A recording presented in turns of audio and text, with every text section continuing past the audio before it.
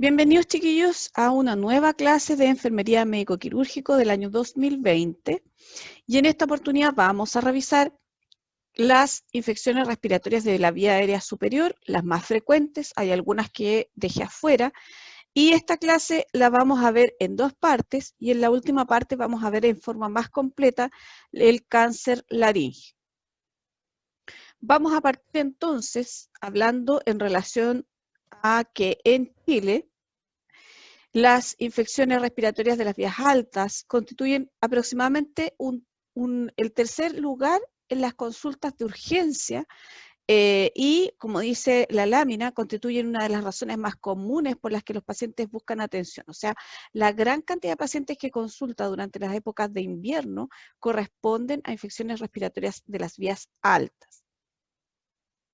¿Qué es importante para enfermería? El control de enfermería de las infecciones respiratorias altas incluye la sinusitis, la rinitis, la faringitis, la amigdalitis y la laringitis, que son patologías básicamente habituales y que no requieren de hospitalización, ¿no es cierto? Son de tratamiento ambulatorio, bastante simples de trabajar y que generalmente los pacientes lo pasan en la casa. A veces ni siquiera consultan en realidad, porque la rinitis, por ejemplo, casi nadie consulta por la rinitis. Hablemos algo de la valoración general de enfermería, y aquí vamos a tener algunas cosas en claro. En relación a las técnicas que nosotros vamos a usar, son similares en términos de examen físico, anamnesis, etcétera, etcétera, para este grupo de infecciones. O sea, cada vez que nosotros veamos a un paciente que sospechemos una infección respiratoria alta, nuestra valoración va a ser más o menos siempre igual. Si nosotros logramos hacer esta valoración de buena manera, vamos a ser capaces de distinguir una infección bacteriana de una viral. Y ahí está la clave, de alguna manera, para todo lo que es el tratamiento, la duración, las complicaciones y todo lo que vamos a ver enseguida. Los datos que vamos a recolectar, primero que todo, el control de temperatura, el estado general, ¿no es cierto?, el decaimiento, si está desganado, registrar el color, la consistencia y olor del flujo nasal como del postnasal, y eso es súper importante porque es la única manera en que vamos a poder detectar fácilmente una sinusitis, por ejemplo. En la condición, color y edema de las mucosas nasales y bucales. Vamos a palpar, auscultar, explorar senos paranasales con la transiluminación, que es una técnica que se las voy a explicar cuando hablemos de la sinusitis. Y les dejé también en el aula virtual un video que es bastante bueno en relación a la auscultación de los ruidos respiratorios. Vamos a buscar inflamaciones y exudados en las amígdalas y vamos a valorar el patrón respiratorio. Por supuesto, vamos a valorar la presencia de dolor, la frecuencia respiratoria, la presencia de cianosis, pero en general para las infecciones altas es muy raro que se altere el patrón respiratorio o la saturometría. Vamos a educar al paciente también, porque la gran mayoría de estas patologías pueden tener tratamiento ambulatorio o en la casa, ¿no es cierto? Y lo que vamos a hacer es educar al paciente o a la familia o al cuidador respecto a los cuidados que debe mantener en relación al tratamiento médico y cuáles son los signos de complicación para que esa persona o familia, ¿no es cierto?, acudan al centro hospitalario cuando sea necesario. Dentro de las medidas generales vamos a tener, que estas son generales y son comunes para todos, aumento de la ingesta de líquidos, lavado de manos, cumplimiento del régimen terapéutico, y si hay dificultad respiratoria progresiva, debe ser evaluado nuevamente. Generalmente se les deja un tratamiento a todos estos pacientes por 72 horas más o menos y tienen que volver a control para ver cómo está la evolución. Vamos a revisar entonces ahora por orden algunas de las patologías más frecuentes. Hay algunos problemas de tipo respiratorio alto que yo dejé afuera, pero si ustedes quieren lo podemos ver en otra cápsula más adelante. En primer lugar, y una de las más comunes y más sufridas, está la sinusitis. Si alguno de ustedes ha tenido sinusitis alguna vez, sabe lo molesto que es, lo doloroso, lo complicado, lo largo, etcétera, etcétera. Lo desagradable del olor que uno tiene, pero básicamente la sinusitis es una condición que tiene dos características, puede ser aguda o puede ser crónica, y se define como la inflamación de uno o más senos paranasales. Vamos a ver en una lámina más adelante dónde se ubican los senos paranasales. La sinusitis aguda es viral, ¿no es cierto? Generalmente, y o alérgica es la más común, y ese tipo de sinusitis en general no requiere tratamiento antibiótico, pero puede reinfectarse y cronificarse y cambiar a sinusitis bacteriana, la que sí va a requerir de uso de antibióticos. Para todos aquellos que se han enojado con el médico porque no les ha dado antibióticos cuando han tenido sinusitis, esa es la razón. La aguda es viral, y la alérgica, que se da por la acumulación de secreciones por estimulación histamínica, tampoco requiere de antibióticos porque no hay infección bacteriana. Ahora, si esa sinusitis pasa de los 5 o 7 días, que es habitualmente la autorregulación de la infección viral, va a transformarse en una sobreinfección o va a significar que está infectada, sobreinfectada, además con una bacteria, por lo tanto ahí sí vamos a necesitar antibióticos. Otro tipo de sinusitis poco común es la fúngica, que se da generalmente en personas que trabajan en lugares muy húmedos, ¿ya? Gente que, por ejemplo, antiguamente cuando limpiaban las alcantarillas o los pozos sépticos, generalmente ahí se contagiaban de la sinusitis fúngica. Ahora, con todas las medidas de protección, no debiera ocurrir. Las complicaciones de la sinusitis son la sinusitis crónica, ¿no es cierto? Y la propagación de la infección, que puede llegar a una meningitis por contigüidad de los senos paranasales. Acuérdense que los senos paranasales son como la puerta abierta hacia el cerebro y las meninges. Los patógenos más comunes que nosotros vamos a tener van a ser el Haemophilus influenzae, el Streptococcus pyogenes y el Streptococcus pneumoniae.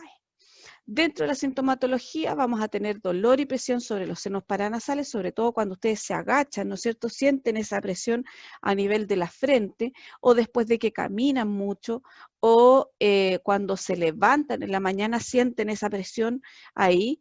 Es un dolor sordo si se cronifica, o sea, es un dolor que ustedes perciben como, no como algo localizado, sino que perciben un dolor y no saben por qué. Ese es el dolor sordo. Puede tener fiebre, y generalmente la fiebre es alta cuando es bacteriana, dolor de garganta por contigüidad, ¿no es cierto? Goteo paranasal y drenaje nasal, que es ese drenaje posterior o descarga posterior, como ustedes han escuchado nombrar, donde sienten que corre algo por la garganta hacia atrás, ¿ya?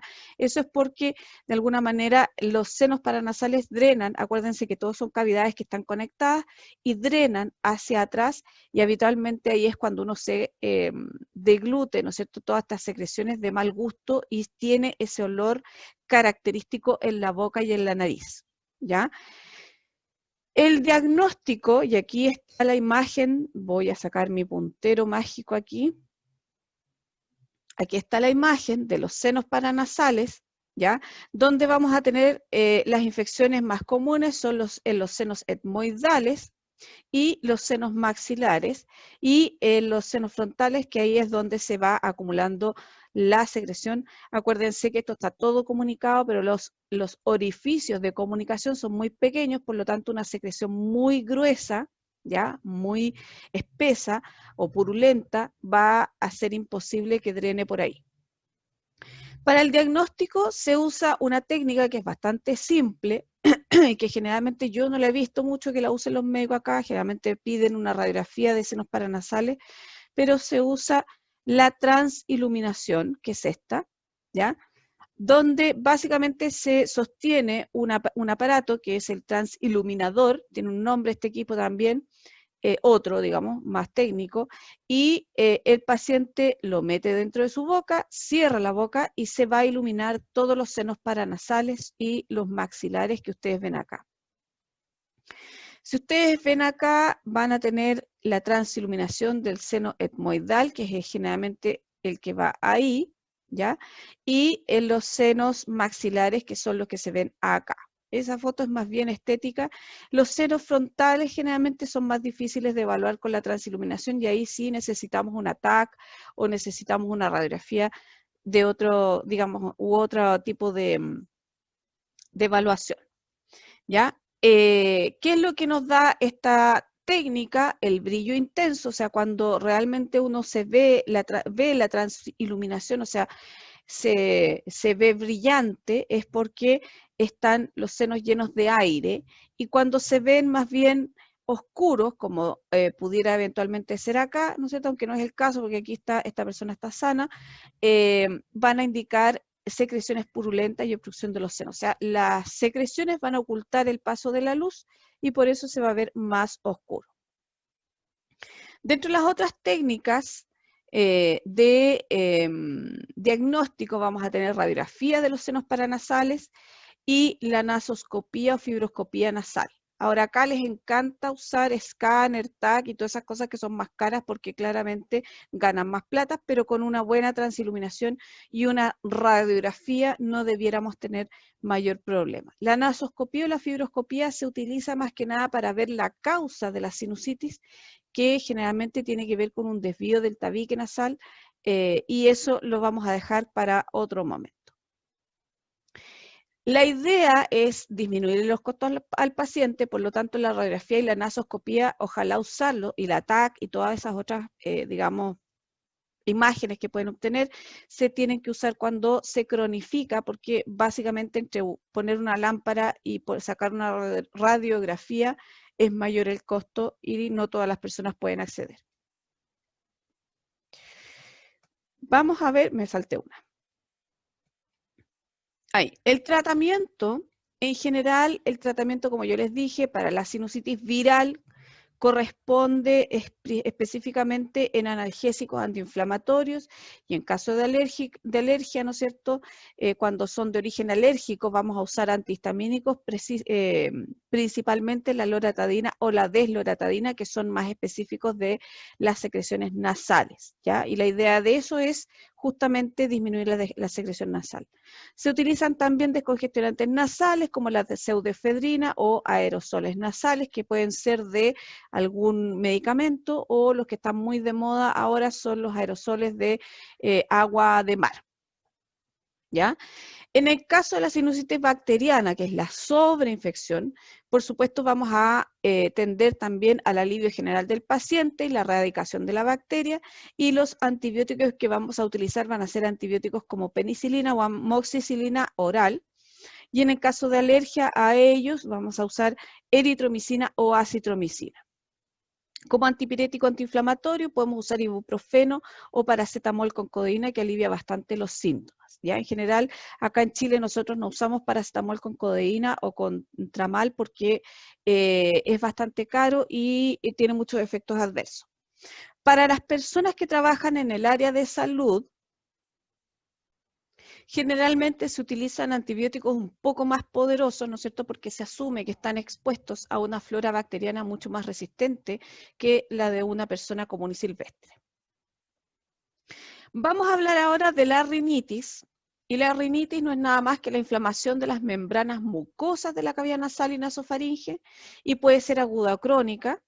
Y las causas habitualmente son viral o alérgica, por lo tanto no hay mucho tratamiento, es este típico goteo nasal que dice la gente, los síntomas de la rinorrea, que es el goteo nasal, y generalmente la rinitis acompaña una infección viral aguda, ¿ya?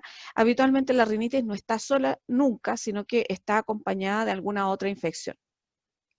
El tratamiento es más bien sintomático, aumento de líquidos, antipiréticos, analgésicos y antihistamínicos para disminuir la secreción nasal. La faringitis, y aquí vamos a tener que la faringitis, vamos a encuadrar la faringe para que ustedes se ubiquen, ¿no es cierto? Ahí, se me fue acá. La faringe es todo esto que está aquí, es hasta ahí, ¿ya? Eso que queda ahí entre medio, toda esta parte de acá, es la faringe, ¿ya? O la garganta, que ustedes comúnmente llaman. Y la faringitis no es nada más que la inflamación de la faringe o la garganta, y también tiene causas virales o bacterianas, y dentro de las bacterianas tenemos el estreptococo hemolítico, el estafilococo y otras. Y aquí viene lo importante de la faringitis, que podemos tener una faringitis atípica, que está producida por la Neisseria gonorrhoeae, y como ustedes deben saber, es el microorganismo el patógeno, ¿no es cierto?, de la gonorrea. Por lo tanto, se considera una infección de carácter de transmisión sexual, ¿ya? Para diagnosticarla se debe hacer un cultivo y se va a tratar igual que una enfermedad de transmisión sexual con el mismo tratamiento para la gonorrea. Y además se va a notificar, ¿ya? Porque cae dentro de las infecciones de carácter de transmisión sexual. Por lo tanto, la vamos a notificar y la vamos a tratar igual que una ITS. Los signos y síntomas, y aquí vemos una faringitis propiamente tal. La faringe se muestra con inflamación de las membranas mucosas, edema y con drenaje postnasal. Generalmente hay bastante drenaje hacia atrás. Con frecuencia hay inflamación de las amígdalas, que generalmente las amígdalas están acá, las tonsilas están acá arriba. Y las manifestaciones comunes, específicamente de la estreptocócica, que es la más común, que produce fiebre, tos seca, aparición de placas blancas en las amígdalas, garganta edematosa y enrojecida, y tiene también síntomas generales como decaimiento, falta de apetito, etcétera, etcétera, que se dan principalmente en los niños.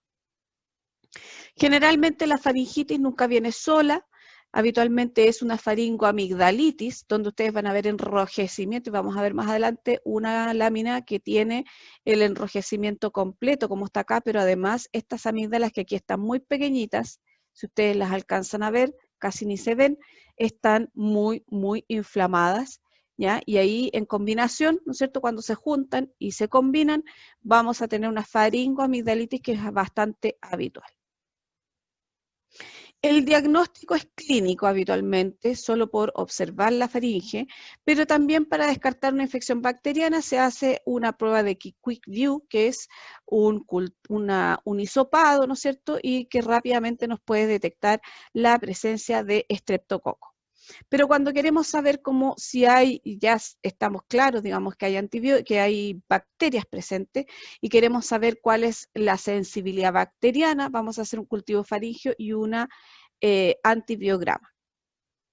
El Quick View se usa habitualmente para descartar rápidamente la infección bacteriana y generalmente demora entre 8 a 10 minutos. En cambio, el cultivo faríngeo puede demorar hasta 2 días en dar el resultado.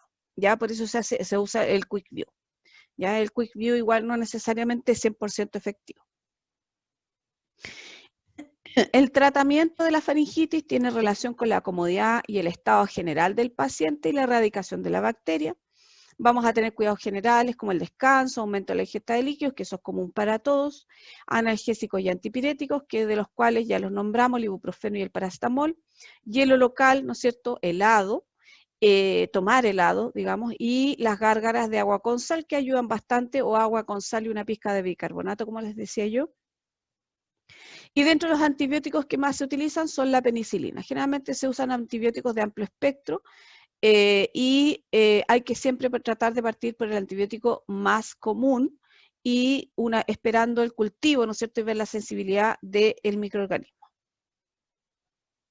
La amigdalitis corresponde a la inflamación aguda de las amígdalas y sus lechos. Los agentes causales son estreptococo, estafilococo. Generalmente las infecciones nasales o faríngeas drenan por el sistema linfático y descargan en las amígdalas, por lo tanto, cuando hay una infección nasal o faríngea, habitualmente también hay una infección amigdaliana. Y la hipertrofia o el aumento de volumen debido a repetidas infecciones pueden causar tal aumento de tamaño de las amígdalas que éstas llegan a obstruir las vías respiratorias. Esto generalmente ocurre en los niños, ¿ya? Y esa era la causa de por qué habitualmente se extraían las amígdalas bastante fácil, o sea, bastante frecuente, y de hecho a veces hasta incluso se llegaba a extraer las amígdalas por prevención. Las manifestaciones clínicas, aumento de volumen en las amígdalas, que aquí ustedes lo ven bastante claro, enrojecimiento, edema faríngeo, irritación de la garganta, deglución difícil, fiebre alta, exudado blanco, que es ese derechamente pus, blanco o grisáceo sobre las amígdalas, ¿ya? Y las complicaciones pueden presentarse abscesos tonsilares, que las tonsilas están aquí, en esta zona de acá, ¿ya? Y lo que se llama, que es lo mismo que los abscesos tonsilares, la irritación de garganta de Quincy, que es cuando la garganta se ocluye porque está todo esto completamente abscedado, ¿ya? El diagnóstico nuevamente principalmente clínico, podemos hacer una prueba de Quick View para buscar estreptococo y el cultivo con antibiograma igual que en la faringitis, ¿ya? El tratamiento principalmente médico, antibióticos, los mismos que para la faringitis, penicilina o amoxicilina, para poder determinar si es que la amigdalitis requiere de tratamiento quirúrgico. Lo primero que tenemos que tener en cuenta es que si hay abscesos peritonsulares, ¿ya? Hay que drenarlos quirúrgicamente. Y la amigdalectomía actualmente solo se indica si hay 3 o 4 infecciones importantes al año, o cuando la inflamación es tan importante que influye en el paso de aire, ¿ya? También se plantea la amigdalectomía posterior al drenado peritonsilar, ¿no es cierto? Y ahí hay que evaluar, y eso habitualmente se hace entre 2 a 3 semanas posterior al drenado peritonsilar, ¿ya? La laringitis es la inflamación de las membranas mucosas que recubren la laringe. Puede ser aguda o crónica y el agente causal principalmente es viral, bacteriana, alérgica o ambiental. Y los agentes causales, el Streptococcus pneumoniae de nuevo y el Streptococcus beta hemolítico.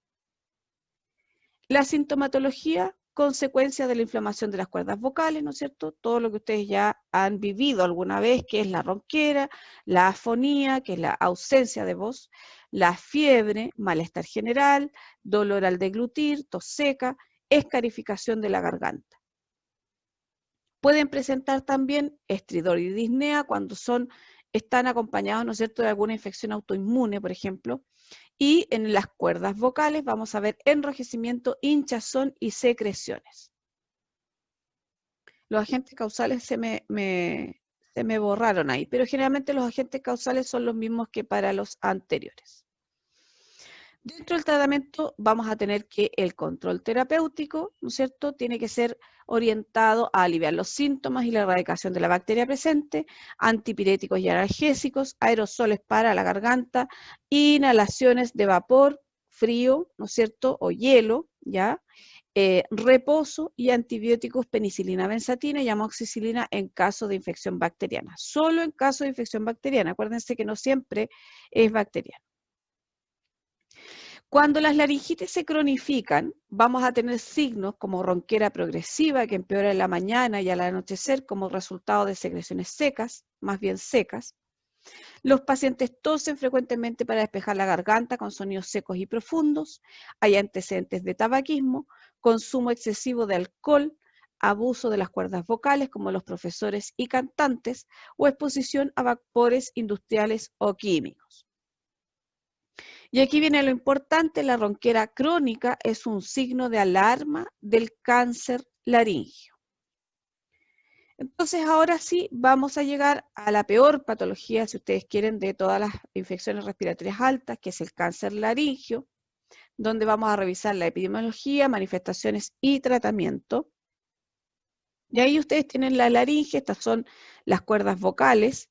Este es un paciente con cáncer laríngeo y ahí ustedes ven el aumento, ¿no es cierto?, del tumor, ¿ya?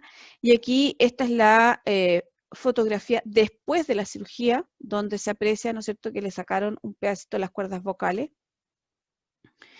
Y el cáncer laríngeo es más frecuente en hombres con edades entre 55 y 70 años, ¿ya? O sea, entre adultos medios a adultos mayores.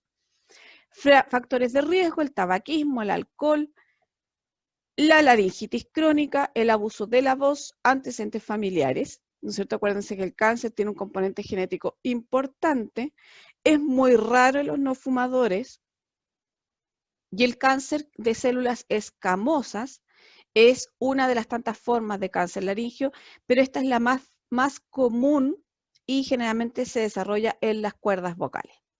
Los carcinomas de cuerdas vocales verdaderas son de crecimiento lento por la escasa irrigación linfática, por lo tanto puede pasar mucho tiempo en que ese nódulo esté creciendo y hay que tratar de detectarlo con mayor rapidez posible. En las cuerdas vocales falsas crecen rápido dada la alta irrigación linfática, ¿ya? Y ahí entra un poco también el tema de la prevención del cáncer. Acuérdense que mientras antes lo detectemos, antes lo podemos tratar y mejor pronóstico va a tener. Dentro de las manifestaciones clínicas vamos a tener ronquera o cambio en el tono de la voz que persiste más de 2 semanas. Dentro de los síntomas tardíos vamos a tener por el aumento de volumen, ¿no es cierto?, disfagia, disnea, tos, hemoptisis, pérdida de peso, dolor en el área tiroidea o nódulos linfáticos abultados. Y generalmente uno empieza a ver un aumento de volumen en el cuello. El diagnóstico generalmente se hace una TAC, que es la que está acá arriba, y aquí ustedes ven la TAC específicamente de laringe, ahí está la laringe, ¿ya? Y vamos a tener de cabeza y cuello generalmente porque ahí se observan automáticamente si es que hay infiltración del cáncer en otros tipos de nódulos, ¿ya? La laringoscopía directa, que se hace así tal cual, con un laringoscopio, ¿no es cierto? Y se observa directamente las cuerdas vocales. Está la indirecta, que yo no la traje acá, que usa un fibroscopio. La biopsia, que aquí está el instrumento claramente sacando un pedazo, ¿no es cierto?, del nódulo que está ahí, ¿ya? Esta es una laringe, perdón, esas son las cuerdas vocales, y la radiografía de tórax para detectar metástasis. Dentro del manejo terapéutico, como yo les explicaba, comienza con la detección del tumor en fase temprana y se usa el sistema TNM, que aquí ustedes lo tienen, ¿no es cierto?, que significa la T, o a qué apunta la T, la N y la M, y cada uno tiene, ¿no es cierto?, números, y finalmente el diagnóstico se da, por ejemplo, T2, N1, M0, ¿ya? Eso es, nos da una orientación. Y la T se refiere al tamaño y la extensión del tumor, N, el tamaño del nodo y la ubicación, y la M, si es que hay metástasis, ¿ya? Es la misma clasificación que las fases, pero con otras siglas. El tratamiento va a depender de la fase del tumor, ¿no es cierto? Y las opciones de tratamiento deben decidirse por el paciente, la familia y el médico en conjunto. O sea, aquí no sacamos nada con decirle al paciente, mire, usted se va a hacer este tratamiento, sino que el paciente es el que tiene que determinar qué tipo de tratamiento quiere, porque son todos tratamientos bastante complejos, todos tienen bastantes riesgos y son bastante traumáticos, si ustedes quieren, el proceso completo de tratamiento. Veamos algunos tratamientos que son los más habituales. Tenemos la radioterapia y ahí tenemos una paciente que está sometida a radioterapia. Ese haz de luz es el que indica dónde tienen que irradiar, el punto que van a irradiar, y en este caso está ahí, ¿ya?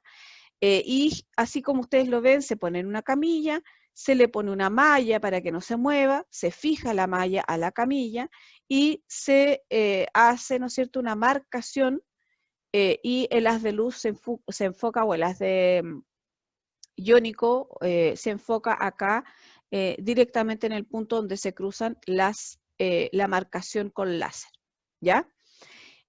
Habitualmente son terapias, las irradiaciones duran bastante tiempo, unas 2 horas, 3 horas, 4 horas incluso, donde el paciente está solo en un búnker y tiene que estar lo más quieto posible para que el haz pueda derechamente afectar la parte que nosotros queremos irradiar. La radioterapia y la resección quirúrgica entonces son tratamientos recomendados cuando el tumor es fijo y la cuerda vocal móvil, ¿ya? La irradiación desorganizada del ADN de las células cancerígenas produce muerte celular. Esa es como un poco la base o el fundamento de la radioterapia. El tratamiento temprano permite la cura en el 80 a 96% de los casos, y los efectos colaterales de la radiación generalmente son malestar general, cambios en el tono de voz y en el timbre de voz, ¿ya? Cuando hay quimioterapia y radiación y cirugía, ¿no es cierto? Se recomienda cuando el cáncer se encuentra muy avanzado, se recomienda la laringe digamos, hay infiltración en los nódulos linfáticos y ahí se hace la combinación de estas tres terapias. Y cuando además se encuentra muy avanzado, se recomienda la laringectomía total o una disección radical de cuello. No es que le corten el cuello, sino que vamos a ver en unas láminas más adelante qué significan estas laringectomías y esta disección radical de cuello, ¿ya? Pero básicamente para poder trabajar con un cáncer avanzado se combinan las tres terapias, lo cual es bastante complicado para el paciente y por eso el paciente es el que tiene que decidir qué es lo que se va a hacer. En el caso de combinación de terapias, es importante el rol de enfermería en términos de la educación. Tiene que haber un sistema de apoyo al paciente que sea multiprofesional y también tiene que haber un proceso de rehabilitación posterior. Vamos a ver entonces a qué se refiere la laringectomía total o hemilaringectomía, y la definición es específicamente la resección total de la laringe o de la cuerda vocal afectada. En ese caso se reseca la mitad de la laringe. Cuando es una hemilaringectomía, la laringe se reseca a través de una incisión vertical en la línea media del cuello.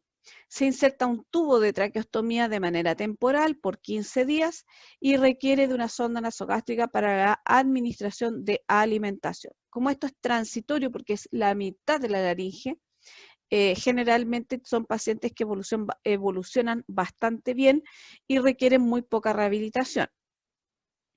En el caso de la laringectomía total, son pacientes con cáncer avanzado de cuerdas vocales verdaderas. El paciente se somete a una traqueostomía y pierde totalmente la voz. El procedimiento afecta los sentidos del olfato y es habitual que aparezca la anorexia. Acuérdense que el olfato va muy ligado a la sensación, ¿no es cierto?, placentera de comer. Y si uno no huele nada, no es capaz de oler nada, difícilmente va a poder sentir el sabor, por lo tanto no va a tener ganas de comer. Se requiere de nutrición enteral total, que es a través de sonda nasogástrica, o nutrición parenteral total por los primeros 7 y 10 días siguientes a la cirugía, porque queda absolutamente imposibilitado de poder usar el tracto gastrointestinal superior. La cirugía radical de cuello con laringectomía total se realiza, como yo les decía, en pacientes con metástasis en el cuello o cuando el riesgo de metástasis es elevado. Se resecan los ganglios linfáticos completos. Y ahí, ¿a qué me refiero? A los ganglios cervicales, los de la vena yugular interna, del músculo esternocleidomastoideo y del nervio accesorio espinal. Por eso es una cirugía radical. Por lo tanto, quiero en este momento que se imaginen qué significa empezar de alguna manera a escarbar a través del cuello, ¿no es cierto?, para poder hacer toda esta resección de ganglios, para poder darle seguridad al paciente de que el cáncer no se va a metastasear a nivel del cuello. Este tipo de cirugía también se realiza en cánceres de lengua, labios, amígdalas y tiroides. Y ahí tenemos a nuestro paciente laringectomizado, ¿no es cierto?, que habitualmente quedan con un drenaje, quedan con una cánula endotraqueal y su sonda nasogástrica o enteral o digamos nasoyeyunal para poder alimentarse, ¿ya? Por lo tanto, esta área, el área de acá, digamos, de todo lo que es la parte de tráquea, faringe, laringe, tiene que quedar en reposo para poder cicatrizar. Dentro de los cuidados de enfermería, esta cirugía, y ustedes se pueden imaginar, produce un quiebre emocional en el paciente, se altera la imagen corporal y funcional, o sea, pierden la voz, ¿no es cierto?, quedan con un orificio ahí en el cuello, se tienen que usar un tubo de traqueostomía, que es algo como esto, ya que tiene un manguito aquí, que se infla para evitar que esto se salga, ya, y los tubos de traqueostomía son bastante delgados. Habitualmente esto se usa para, como ustedes ven acá, sujetarlo a través de una gasa. También es importante, ¿no es cierto?, el acompañamiento durante el proceso y la atención multidisciplinaria. Lo ideal es que haya un acompañamiento por parte de un psicólogo, ¿no es cierto?, y de un fonoaudiólogo o un terapeuta que les empiecen a ayudar a todo el proceso de rehabilitación. La aparición de trastornos respiratorios y obstrucción de la vía aérea es bastante frecuente, por lo tanto vamos a monitorear y buscar alteraciones del patrón respiratorio, disminución de la saturación, exceptores a la auscultación, ¿ya? Los cuidados de la traqueostomía, el cambio de cánula y aseo del estómago. Y aquí este aparatito que ustedes ven acá, que es la traqueostomía propiamente tal, generalmente lleva un tubo que es más delgado aquí, que es la endocánula, que es lo que sobresale habitualmente acá. Y esto, lo que ustedes tienen que hacer es con técnica muy aséptica, es sacar todo este aparataje de acá, sacar, esto no se saca, ¿ya? Se desinfla el CAF y se vuelve a inflar solamente para darle un poco de alivio, si es que ustedes saben hacerlo, generalmente en las UCI lo hace uno, se desinfla y se vuelve a inflar el CAF, y lo que se hace es el aseo alrededor de por aquí abajo, porque esto da hacia el cuello, ¿no es cierto?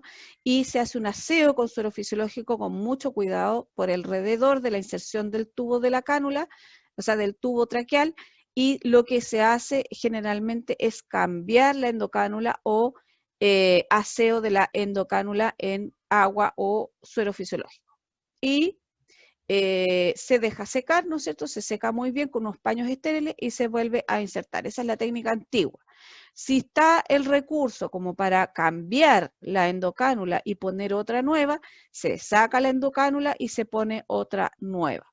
Se vuelve a fijar esto acá con amarritas, aquí, para que se hagan una idea, ¿no es cierto? Se fija con ciertas amarritas acá, con esta. Ahí se amarra, ¿no es cierto?, con unas gasas, que sería lo que está aquí, ¿no es cierto?, ¿ya? Y básicamente alrededor del cuello hay que fijarse bien de poner un apósito, ¿no es cierto?, en la parte posterior del cuello para que esto no quede cortando, digamos, el cuello, y el CAF hay que mantenerlo siempre insuflado, es lo ideal para que esto no se nos salga. Y lo que se cambia entonces es la parte de adentro, que sería el endocánula, que es lo que sobresale cuando el tubo traqueal está puesto, ¿ya? Recuerden, aseo con técnica aséptica, con suero fisiológico, vigilando siempre la ventilación y la respiración del paciente y si es que hay alguna aparición de dolor. Las indicaciones de alimentación van a ser dadas habitualmente por nutricionista o nutriólogo, y para eso también vamos a estar permanentemente educando respecto a todo el aparataje, ¿no es cierto?, que tiene la instrumentación que tiene el paciente en ese momento. El reposo, la cabeza no puede estar en hiperextensión, por lo tanto siempre hay que tener una almohadita, ¿no es cierto?, que mantenga la orientación natural del cuello, ¿ya? Y la idea es que la cabeza esté lo más en reposo posible, los primeros días sobre todo. Al alta se cambia la endocánula que yo les mostré, la endocánula traqueal, por un tubo de laringectomía que es plástico o metálico, que es más corto y más ancho que el tubo de traqueostomía. Aquí tenemos un tubo de laringectomía, ¿ya? Y se debe educar al paciente en el cuidado del tubo y su aseo. Hay que evaluar la capacidad de autocuidado del paciente y la familia y evaluar los requerimientos de atención domiciliaria. O sea, ahí vamos a tener que hacer la conexión con el nivel primario de atención para poder evaluar si el paciente requiere atención domiciliaria en forma permanente. En términos de la rehabilitación, se usa habitualmente una prótesis fonaria, que puede ser un aparato como este, que ustedes ven acá, o una cajita, ¿no es cierto?, que se pone en la laringe y que toma las vibraciones de la zona del cuello y transforma esa no voz en una voz electrónica, ¿ya? O también existen otras formas para recuperar la voz, que es a través de el control del estoma, ¿ya? Pero eso es materia de otra clase de rehabilitación para volver a hablar. Pero básicamente el habla, o la voz, más bien no el habla, la voz es la que se pierde cuando se hace este tipo de cirugía. Con esto, chiquillos, terminamos esta primera parte. La parte de cáncer laringio es un poco más compleja que las anteriores y vamos a hacer una clase también de la patología respiratoria del tracto inferior para que ustedes también tengan completa la materia, aparte de haber leído los documentos que les dejé. Como siempre les digo, muchas gracias por su atención y si tienen dudas o comentarios, los pueden hacer llegar a mi correo, que es daniela.rafo@upb.cl.